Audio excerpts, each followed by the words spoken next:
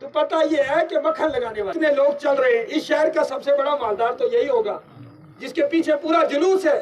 لوگ اجازت لے کر وہاں پر چلے گئے، آخر میں سرکار غوث پاک اکیلے جا رہے، پیچھے پیچھے چور مغرب میں داخل ہو گیا گھر میں۔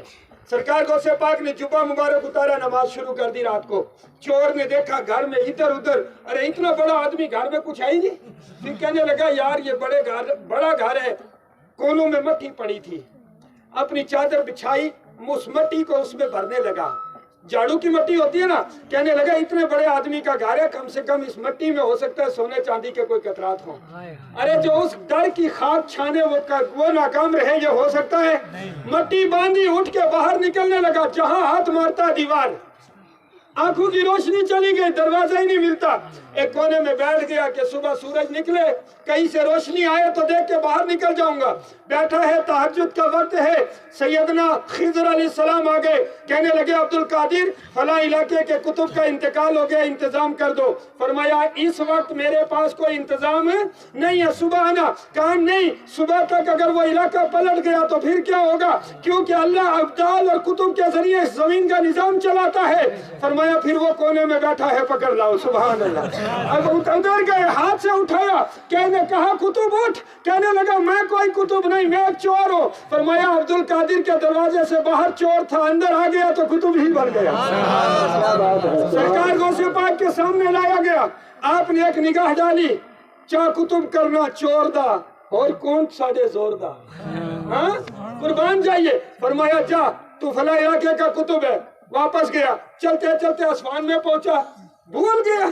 ایک چوراہے پر بڑا میلہ لگا ہوا، کہنے لگے یہاں کیا ہے، کہنے لگے یہاں کوئی کسی کو ٹھگ گیا ہے۔ وہ کہتا مرشد مل گیا، مرشد یاد آ گیا، کہنے لگا میرا ہی مرید ہے۔ کہا لوگوں ہٹو، ارے لوگ ہٹے، قریب گیا، کہا سنو اس دن ٹھگ کے گیا تھا، آج واقعہ میں پیر بن کے آیا ہوں۔ ارے تیری سچی مریدی نے مجھے بھی مرشد بنا دیا، تیری سچی مریدی نے مجھے عبد القادر کے دروازے تک پہنچا دیا۔ تو میں عرض یہ کر رہا ہوں، یہی عبد القادر ہے۔ سرکار غوث پاک کی بارگاہ میں کون جاتا ہے؟ الہی بخش۔ اندر گئے، دروازہ بند، صبح کو باہر نکلے، وہ چوکی آفیسر کہنے لگا، صبح کو آئے، کہا آج کے بعد تیری ڈیوٹی وہی، تیری ڈیوٹی وہی۔ فرمایا بس راز کھل گیا، یہ تو راز تھا، راز کھل گیا۔ وردی اتاری، 40 دن سرکار غوث پاک کے دربار پہ رہے، حکم ہوا چلے جاؤ۔ آئے، کئی جگہوں پر رکے، آخر میں آ کے لورن پہنچے گا، مگر پاس نہیں ہے تو بریلی میں چلا جا۔ کہاں چلا جا؟ وہ شخص یہاں سے گاڑی بیٹھا جموں گیا، وہاں سے ٹرین پہ بیٹھ کے بریلی پہنچا۔ بریلی میں کہا حضرت نام کیا ہے جس کے پاس حصہ ہے؟ فرمایا وہاں جو بڑے مولانا صاحب ہیں ان کے پاس چلے جانا، بریلی کے بڑے مولانا صاحب کے پاس چلے جانا۔ بریلی پہنچے، پوچھا یہاں بڑے مولانا صاحب کون ہے؟ اس ٹائم سرکار اعلیٰ حضرت کے چھوٹے شہزادے حضور مفتی اعظم باحیات تھے، حضور مصطفیٰ رضا باحیات تھے۔ متقی بن کر دکھائے اس زمانے میں کوئی ایک میرے مفتی اعظم کا تقویٰ چھوڑ دے۔ نعرہ تکبیر، نعرہ رسالت، مسلک اعلیٰ حضرت حضور مفتی اعظم ہند۔ ہوتا یہ ہے کہ یہ بریلی پہنچے تو سرکار مفتی اعظم بریلی میں نہیں تھے، کسی نے بتایا حضرت رامپور میں، وہاں سے پھر 100 کلومیٹر کا سفر کر کے رامپور پہنچے تو حضرت پیلی بھیت چلے گئے۔ اب یہ پیلی بھیت پہنچے، ایک بڑا ہال تھا جس میں سرکار مفتی اعظم بیٹھے ہیں، سبحان اللہ، علماء کی ایک جماعت ہے لمبی۔ سوچا اگر میں انتظار کرتا رہا نا تو شاید ملاقات نہیں ہو سکے گی۔ دروازے سے زور سے سلام کیا، السلام علیکم۔ سرکار مفتی اعظم نے سر اٹھا کر دیکھا، کہنے لگے حضرت میں کشمیر سے آیا ہوں، اشارہ کیا، جگہ ملی، قریب جا کے بیٹھے، کہنے لگے حضرت میں کشمیر سے آیا ہوں۔ فرمایا آئے نہیں ہو، کسی مرد کلندر نے بھیجا ہے، آئے نہیں ہو کسی مرد کلندر نے بھیجا ہے۔ مرید ہوئے؟ فرمایا مرید ہو گئے۔ اب جانتے ہو تمہارا کام کیا ہے؟ کیوں؟ یہ سرحد بند ہونے کی وجہ سے علمی رشتہ ٹوٹ گیا اور کئی نوجوان یہاں سے پڑھنے کے لیے گئے، وہ یوپی میں تلاش میں سہارنپور میں اتر گئے، وہاں بھی بن کے آگے۔ یہاں لوگوں کے ایمان کو خطرہ لاحق ہوا تو عبد القادر کو فکر ہوئی، تم کیا کہتے ہو؟ سرکار غوث پاک نہیں جانتے، ہمارے حال سے واقف ہیں۔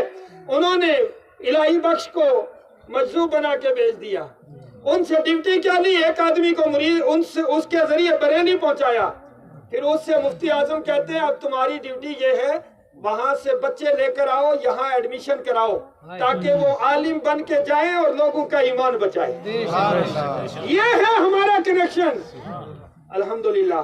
بار صورت میرے عرض کرنے کا مطلب قدس پاک کی کرامت ہمارے نبی کے معجزات ہیں، ہمارے نبی کے معجزات رب کی قدرت کا اظہار ہے۔ اللہ ہمیں اس پر استقامت فرمائے۔ یا ایھا الذین آمنوا وکونوا مع الصادقین، اے ایمان والو اللہ سے ڈرو اور سچوں کے ساتھ ہو جاؤ۔ انشاءاللہ نماز پڑھیں گے نا؟ جو نماز نہیں پڑھتا وہ اپنے وہ دینا کھایا کرے، کوئی فائدہ نہیں، پیسے ضائع کر رہا ہے۔ کیونکہ سرکار غوث اعظم فرماتے ہیں جس نے امتحان پڑتا ہے، بہت مشقتیں اٹھانا پڑتی ہیں تب جا کے یہ مقام ملتا ہے۔ ایک بار ایک عورت آئی، اس نے کہا سرکار یہ میرا بچہ ہے، آپ کے مدرسہ قادریہ میں پڑھے گا بھی اور پلے گا بھی۔ چھوڑ کے چلی گئی، کچھ دیر کے بعد آئی، کیا دیکھتی ہے وہ بچہ دال سے روٹی کھا رہا ہے۔ ادھر سرکار غوث پاک کے پاس آئی، آ کے کہنے لگی حضرت کمال کی بات ہے، آپ کے سامنے مرغا رکھا ہوا ہے اور میرا بچہ جو ہے دال کھا رہا ہے، یہ کون سا انصاف ہے؟ آپ نے کھانا کھانے کے بعد ہڈیوں کو جمع کیا، ہاتھ رکھا، فرمایا قم باذن اللہ۔ مرغا بولتا ہوا دروازے سے دوڑتا نکل گیا۔ فرمایا جب تیرا بیٹا یہاں پہنچا ہے جو چاہے سو کھائے، جب تیرا بیٹا اس منزل میں پہنچے پھر جو چاہے سو کھائے۔ سرکار غوث اعظم فرماتے ہیں میرے رب نے مجھ سے ایک وعدہ کیا ہے، فرمایا جو آپ کا سچا مرید ہوگا اور آپ کی مریدی پر فخر رہے گا، اسے آپ کا مرید رہے گا، فرمایا اس وقت تک اس کو موت نہیں دوں گا جب تک وہ توبہ نہ کر لے۔ کہ مریدوں کے لیے یہ خاص بشارت ہے۔ قادریم نعرہ غوث اعظم میں ضنم، دمز شیخ احمد رضا خان قطب عالم میں ضنم۔ قادری آپ فرماتے ہیں سرکار غوث اعظم مت گھبرا، کوئی بات نہیں، اگر تیرا پیر کمال والا نہیں ہے تو کیا ہوا، میں عبد القادر کمال والا ہوں۔ مگر یہ مسئلہ بھی ذہن میں رکھ لے، سرکار اعلیٰ حضرت فرماتے ہیں جس شخص سے آپ نے مرید ہونا ہے اس میں 4 شرطیں دیکھ لیں۔ کتنی شرطیں؟ 4۔ سب سے پہلی شرط یہ ہے کہ سنی صحیح العقیدہ ہونا چاہیے۔ آپ کہتے ہیں سنیوں کے علاوہ بھی کوئی مرید کرتا ہے؟ وہاں بھی جس مارکیٹ میں جیسا مال بکتا ہے نا ویسا ہی بیچتے ہیں۔ ان کا ایک پیر ہے، پیر ذوالفقار بڑا مشہور ہے، نیٹ پر چلتا ہے وہ، تو وہاں بھی جہاں پر ان کی مریدی نہیں چلے گی نا پیر مریدی، وہاں پیر مریدی کی مخالفت کریں گے، مگر جہاں ان کو پتہ ہے پیر مریدی سے کام چلتا ہے، یعنی تعویذ ڈالنا